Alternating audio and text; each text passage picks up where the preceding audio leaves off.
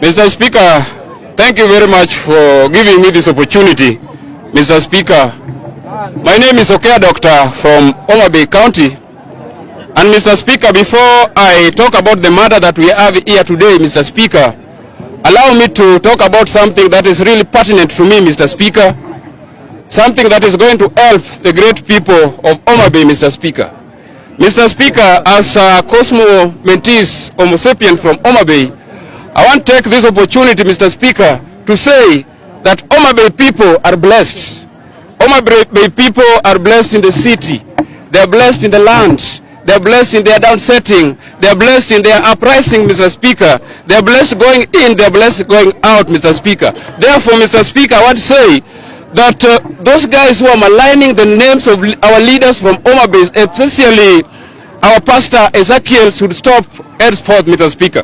Mr. Speaker, I want to say, as a monumental connoisseur, Mr. Speaker, I want to verbalize and enunciate my undoubted connoisseur as we both Natal in this gravatas innuendos, Mr. Speaker. Mr. Speaker, let me say this, Mr. Speaker. Mr. Speaker, let me say this. For donkey years and month of Sundays, Mr. Speaker, we have elected poor choices of leaders. And we need to make the right choice now. We have selected plethora leaders. Leaders who have galvanized our economy, leaders who have helped the government to galvanize our economy and make it noteworthy to live in Kenya, Mr. Speaker, sir. Mr. Speaker, I want to say this, Mr. Speaker, to William Samoei Ruto, whenever he is today. Mr. William Samoei Ruto, you are the president of this country, and you are supposed to work for the great people of this country. Mr. William Ruto, this is not the time for tito-tato. This is not the time for palaver. This is not the time to indulge in endeavor. This is not the time to indulge in carcass, Mr. William Samoei Ruto. This is the time to work for this great nation, of the people of this great nation, and ensure that you fulfill the promise that you gave in your Kenya Kwanza policies, Mr. Speaker.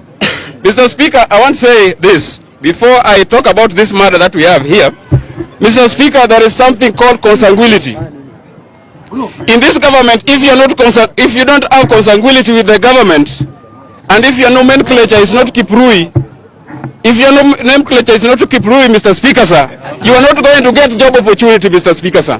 Mr. Speaker, if you look at the energy sector now, Mr. Speaker, sir, Mr. Speaker, sir, we have cabinet secretary called David Chirchir. That is the cabinet secretary, nomenclature Chirchir from Kalenjin. Mr. Speaker, there is Kenjen from Kalenjin. There is Kenya Power, Kalenjin. There is Kenya Power, Kalenjin. That is MD from Kenya Power. There is EPRA, Kalenjin, Mr. Speaker, sir. GSU, Kalenjin. And Mr. Speaker, CBK governor is Kalenjin.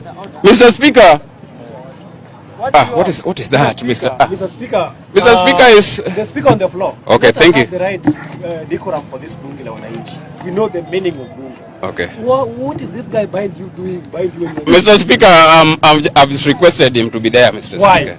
Because I've just requested. Mr.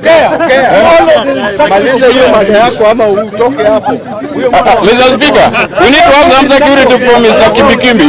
He's harassing the media. He's harassing me. What is wrong with you? What is wrong with you?